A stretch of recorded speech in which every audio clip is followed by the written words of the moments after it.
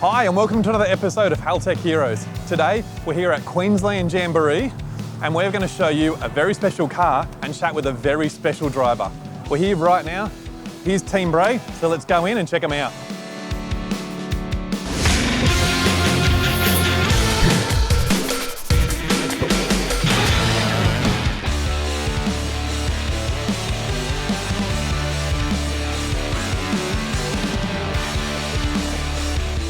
Well, Benny, before we get to the car, mate, congratulations. It's just PB'd mile an hour and ET. What did it just run? The car just ran 646 at 217 mile an hour, so that's a massive jump for us. And what's so important about that is it just PB'd ET and mile an hour, where I'm used to someone, say, PBing mile an hour, but then you've got to set the car up to suit that new power that you just found. What our viewers probably won't know is Benny Bray, probably one of the most infamous drag racers in Australia. You do know how to set a car up, and that's why that just happened. So tell me a bit about, probably we'll start with family history, like why do you know about how to set a chassis up? Yeah, like if you know my name, my father's probably more why you know me. My dad, Victor Bray's been racing 38 years now. 25 to 30 of them have been professional drag racers. So I was born into it. He gave me a lot of choices and a lot of reason to either do it or not do it. He said, it's your journey, you choose it. When I was about 16, I played soccer and I didn't really care too much about cars. I was chasing girls and soccer balls.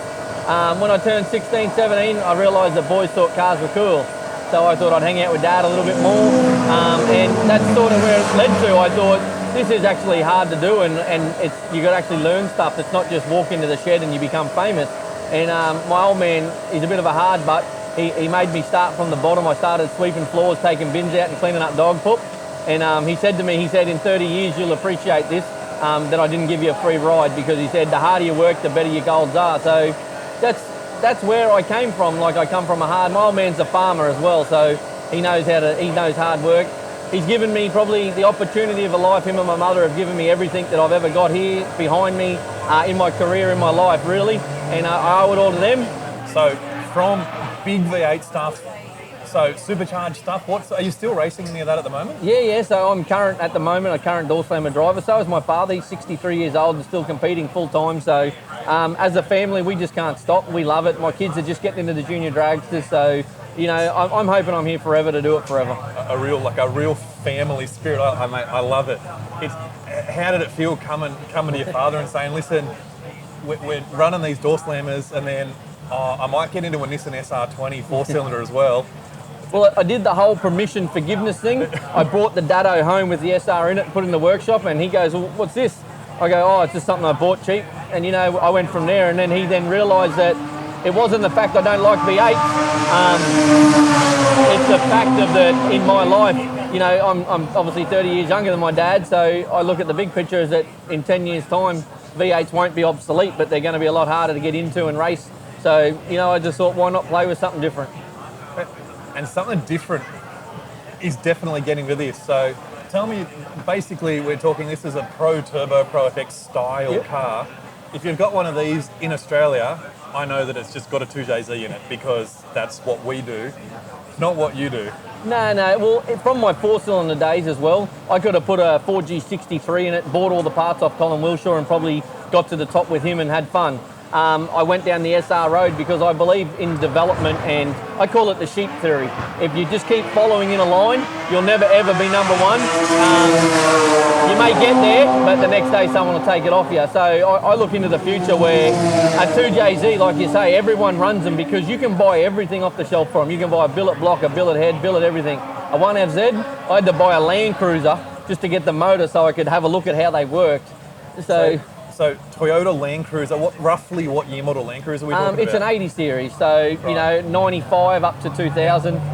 So they come out factory 4.5 litre, and I got to de-stroke it. So your dad's probably got plenty of them on the farm, I guess. Is that kind of is that the idea? No, my old man's a Chevy man, true and true. Oh. He has Chevs and Utes, and it's got to be tough for his farm to have it on there. But you don't see many 4s or 6s there. Yeah, right. So 4.5 litre. Can you run a 4.5 litre in our class here? No. So our class restriction is 4 litre max. So I've de-stroked the motor back to 4 litre exactly. Right, and when we de-stroke it, that picks up some revs, I guess, which helps us to set the car up. Well, 100%. Like as you and many people know in the industry that if you've got a big crank and a big piston and all that, you sort of can't rev it. So in my theory, I left the piston nice and big in the motor because I want to heaps of boost into it, and I shortened the stroke down to 83 mil, so gives it a little bit more capacity to rev to 10,000 and hopefully stay together. Mate, I'm so impressed straight away because I know this is a new car. It doesn't really have that many full passes on it in the first place, and to be running 640s, like, it's up there. The cars that are here today running 640s, they've been developing that for 10 years. This has got, am I right that it's got 25 passes? Yeah, that was our 25th pass. So, you know, but like I said, you're only successful as the guys you surround yourself. When I built the car, I had a pretty good focus in mind on what I wanted to do and where I wanted to go. I'm a little bit stubborn in ways. I like to do stuff my way. I don't care what other people think. So, you know, like the car's automatic. I didn't put a turbo 400 in it like everyone else does. Yeah. I went and put what I have in my door slammers because that's what I know. So things like that is what makes the car different. And how much of that setting this car up versus the door slammer? Like the door slammer's obviously got power that comes, it's very, very different. How much of it really does come straight over, or is it just two different animals? They are 100% two different animals, but what I know and how I know to get the door slammers to the finish line so fast, I can use in this. I just got to mould it so it suits this car, and that's probably why 25 runs it took, because in my head I think I can do it in 10 runs. But I also had to allow Justin to adapt to what I wanted, and you know, my chassis guys and my team had to work with what I want to do. So the 25 runs, people think that's a short amount of time, but to me, I feel like I took too long.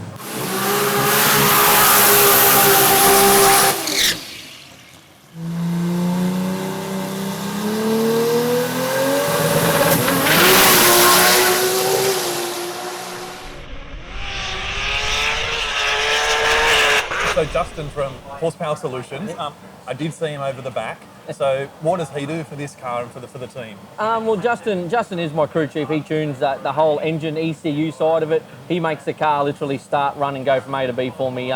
Me and Justin been friends for probably 15 years. He's helped me with a lot of my projects over the time. He's been great with advice. He's such a knowledgeable guy.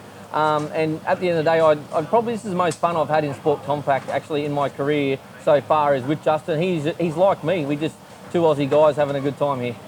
Well, when you've got somebody standing behind you that, when you both think the same and you can both bounce off each other, so you can go, yeah, that probably is a good idea. We should definitely give that a crack. Mate, well, how about, I'll go find Justin. Yep. The guys watching this, I'm sure, are going to want to go into the nitty-gritty and see how this thing works. We'll get the cameras right in there if you don't mind. Yeah, no, well, he's the man to do it because I can tell you how to build the motor and the automatic, but the tuning and all the nitty-gritty stuff that you guys like, Justin will be able to fill you in on that. All right, well, let's grab Justin and we'll go have a look inside and we'll have a bit closer look at this animal of a Landcruiser, I guess. Hey, g'day, Justin. Hey, Scotty. How you going, buddy? Yeah, good. Mate, Benny's just sent me up the front. We just had a bit of a chat around the back about the car and the setup. I asked him about the brains of the operation. Straight to you. Oh, yeah, that's a bit of a compliment, mate, eh? we work pretty good together, huh? Yeah. Can you give me a bit of a guided tour? We'll start from this side and cruise around and tell us just a little bit about how you get this thing to run, 17 mile an hour? Yeah, yep. Yep. I suppose we're on the exhaust side, so we may as well start here. It's got a nice big set of headers on. Yep. What sort of turbocharger are we using over here? So it's obviously a big frame Garrett. Right. I won't disclose the exact wheel sizes, but yeah, it's doing the job nicely. Just at this point, we've It's definitely a monster.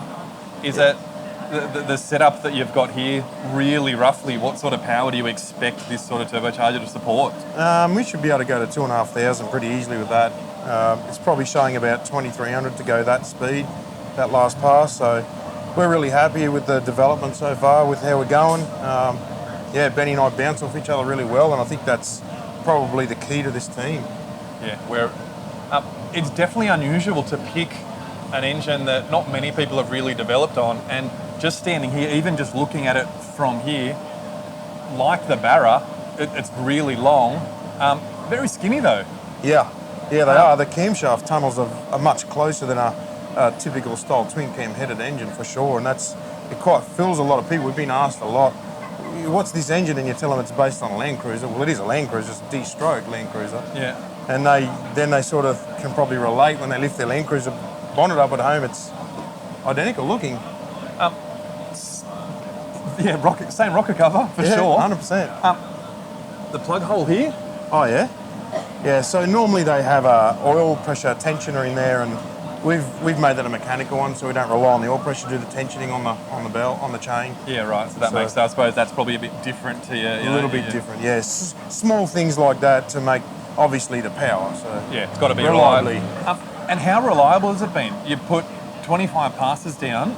Is the thing hot? Like, and it's no problem to say, well, you know what? It comes apart every now and then because of the power it's making, but does it come apart that often? So the truth is this engine's been apart once, and that was literally just to have a look at it, make sure there was no head gasket issues, make sure everything was happy, and yeah, look, we put it back together. It was perfect. So it's one of those things that I suppose you would never know when you start developing on something like this, that it could have inherent oil problems at a particular G-force, and you're just never going to know because that style of car would never experience that.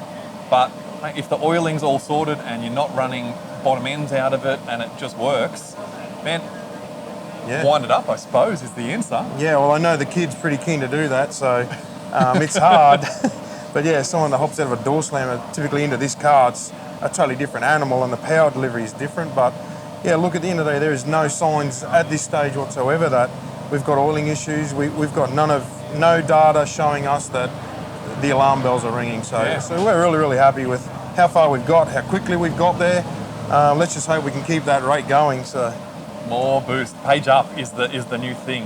Yes, sir. Shift page up. Yeah.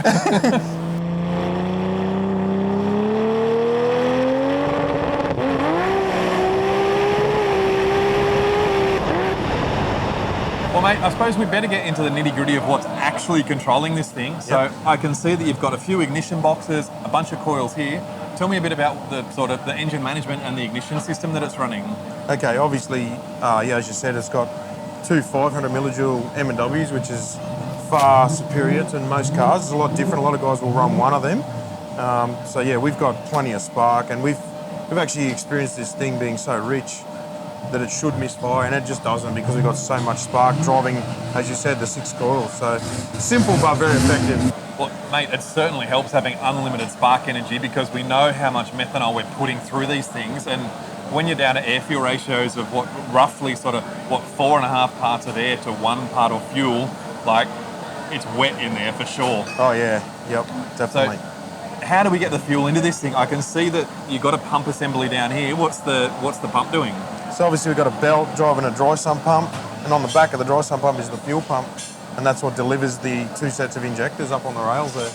Geez, that's a convenient way of doing it because obviously we can set up our engine protection stuff, but if the belt comes off the front of the pump, you've got no oil pressure is a big deal, but you've also got no fuel, so I guess it stops by itself as well? Exactly right, yeah. It's kind of the best, safest way to have an oil system and a fuel system. Like you said, the engine protection and the Haltech, it'll look at both of them straight away and just shut it off for us. So, and like you said, if it breaks a belt, we lose both, so the car stops. So ultimately, we always want to look after this. So that's priority. That's the deal. So. And it's a good compact unit that is doing so much work down there, but it is so tidy and small that it doesn't really get in the way of servicing or anything. It's great. Sure, yeah, that's exactly right. The design they've come up with there, we used to have to do separate belts, there was cam-driven pumps, there was a lot of other ways to do it, but this is just compact and awesome. Yeah, beautiful. Well, Justin, over this side, mate, things are looking, it's so clean and tidy. It's probably it's one of the nicest compliments you could get about a drag car that you've built. I don't understand, why does it look so neat? It's probably because it's pretty basic. And at the end of the day, there's a lot of technology that can go into stuff, and whether it works or not, sometimes maybe a myth, but at the end of the day, if it's basic and it's serviceable and it's easy to work on, that's a win-win situation, because if it goes fast and we can leave it this simple, it's happy days. It really is. It looks beautiful. Things like, as you just pointed out, things like your little injector boots that all your injector wires labelled so that just silly things that you could so easily put things on the wrong way, or you've got a whole bunch of cables that are all bent over for no reason that you have to service that more often than usual. Yeah, so 9 times out of 10, if there's a problem on a race car, it's always rush. And, you know, I might be the guy plugging those wires back on. So most of your crew guys will know it's a 6-cylinder and it's 1 at the front and 6 at the back. So that's just something simple. My wiring guy, Ash, he's all over that, and his quality speaks for itself. And that's what makes this car so good, because it's so simple and very, very user-friendly for myself and the other crew members. I can certainly see that he doesn't skimp on the nice boots everywhere. Yeah, he's got a toolbox full of them. Yeah. Yep.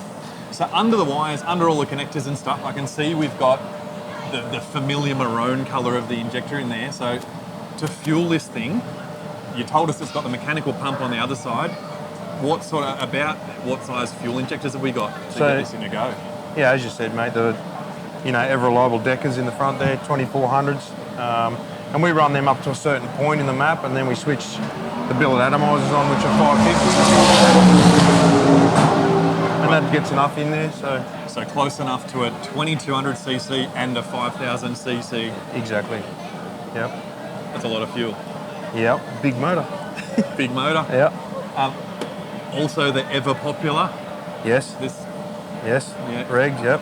There's something behind the Aeromotive reg that seems to be the one that everybody likes to use. I just think they've got the spring rate right in there, and it just builds pressure nicely. And obviously, because we've got the mechanical side of pressure build as well as the boost reference, you know, the expected fuel pressure number to the actual fuel pressure number is always really good. We've always got more than the expected. So on an engine typically with boost in it, one thing that'll kill it is no fuel. So very important, very, very important. One of the things that probably a lot of people overlook as well, this hose here, the vacuum hose or the boost pressure reference hose that goes to this thing, you guys have got a proper braided line that's set up properly, because as you know, if you get problems with this line, things are not looking good. Yes, if that line comes off there, we obviously lose tip pressure, so don't think of rail pressure. We lose tip pressure, and if you lose tip pressure, yeah, you're gonna torch some stuff up. So yeah, exactly, you can't risk a rubber hose on a car of this quality, or any other car for that matter. It's good to get a proper screw fitting on there so that physically can never blow a hose off, and you know that the tip pressure is always happy. Yeah, beautiful. Moving further forward on it, the familiar sensors on the top and on the bottom, did this car originally have a trigger system of some kind? Does it have a factory trigger system on this engine? They do, but it's nothing like that, obviously. So we've opted the Cherry sensors for a few guys, and they do a great job. There's a lot of little things in setup that make them work, and you know, at this point in time, we've got great RPM tracers. We've got everything really nice there in that department. So how this works on this particular engine is it's got a single pulse up the top on the camshaft, and then down the bottom here, it's got 12 individual teeth. So the sensor down the bottom tells us the RPM, how fast the engine is going, and all of the ignition timing is calculated off this, whereas the sensor up the top's got a single pulse, and that tells us, because it's a 4-stroke engine, it tells us where the camshaft is, where it's positioned in the 4-stroke cycle, so that we know if the bottom is at top dead center compression or top dead center exhaust. So without something like that, not a chance in hell. This is probably the most critical sensors in there. Yep, you're dead right. We definitely need those 2 sensors. Yeah. Well, look, I'm keen to go inside and just to hear a little bit about the transmission on this. But before we go in, what's with this down here? The little viewing windows? Yeah. So, like I've said from day one, this car is like a really beautiful built car. That's typically there if there's an engine bay problem, i.e. a fire, an oil leak, if there's producing smoke in under the bonnet. Obviously the driver might not know that's happening, and you'll see in the cab in a minute it's got a fire system. Right. So clearly the driver can look at that window, and if he looks at that window and sees smoke or fire, he's already a head start on the fire bombs to look after the car. Yeah, right. So this is something that, we'll be looking through here. If there's a problem, if he senses there's a problem, the first thing he'll do is obviously look at his feet, and if he can see something in those little windows, the fire bomb will be gone. So, what a simple, that's something that's so easy and so simple to do, but what a good idea. Yep. Brilliant. Yeah. Yeah, Oh, simple. Let's go inside, have a look at the trans, and tell us a bit about how this thing gets from point A to point B. Yep. Well, mate, it's all business in here. I noticed that the first thing I always look at is the dash, because I'm always, that's sort of something I know a bit about. It does have still a mechanical oil gauge in it. Yeah, I guess that's Benny's door slammer background. It's always nice to look at a needle. And drivers typically, if they see a light and in the back of their head they know it's a digital thing, they may for a minute think it's lying. 9 times out of 10 it's never lying. So Benny just liked, if there was ever maybe an oil pressure light on the dash in one of the warnings coming from the ECU, he can quickly look at that needle and confirm that yes, there is a problem, or no, this baby is okay. You know what? The number of passes that he's probably done more kilometres on the racetrack than I've done on the road, I would think. I would definitely reckon that's right, Scotty. So if he wants to have a little orange needle, it makes complete sense. Yeah, 100%. Mate, tell me a bit in here. We've got a bunch of buttons, a bunch of ECUs and stuff. Can you tell me a bit about what it's running? What sort of Haltech ECU has it got? Okay, so it's a 2500T, and that pretty much runs this whole car. We've got some pretty cool stuff happening with, trans brake and bump control, creep control. So that's talking about all the automatic transmission to bump it in on the start line. Correct, yes. So basically there's a button on the steering wheel here, the red one. He holds that and goes to 100% throttle. And then there's another button here that he will push, and that's the little movement you see when the car will go into stage. And at that point in time, it will be on the launch limiter, which allows the car to be settled at the right amount of power to leave the start line when you're ready to let's go off the red button. Right, and that bump that we talk about, so you program that through your Haltech ECU, how does everyone want it to move forward at different sort of rates or different distances? Yeah, look, there is a little bit of mucking around setting that stuff up, and it's very intricate the way you get these cars to move, and clearly there's a lot of factors that go into that, i.e.